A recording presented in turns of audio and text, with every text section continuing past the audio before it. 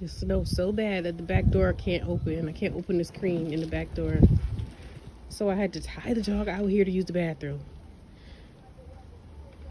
Of course, he peed on the floor before I could get him outside. Because as soon as he see that leash, he gets scared. Like he ain't got no home trainer. But he act like he not ready to come in the house. Uh-oh. You hear dog barking? What was that?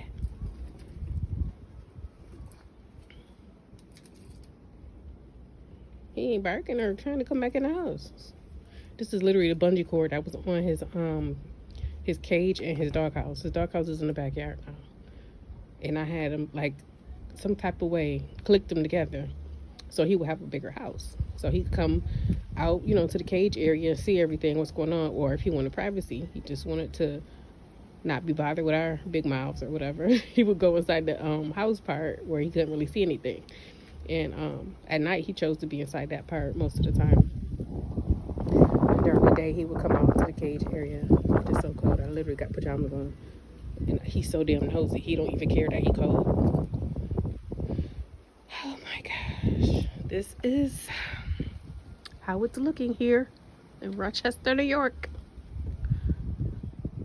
I'm ready to move. Look at my car. Oh my gosh. It's crazy. Stay tuned, y'all. In the words of Aunt D. Stay tuned, y'all.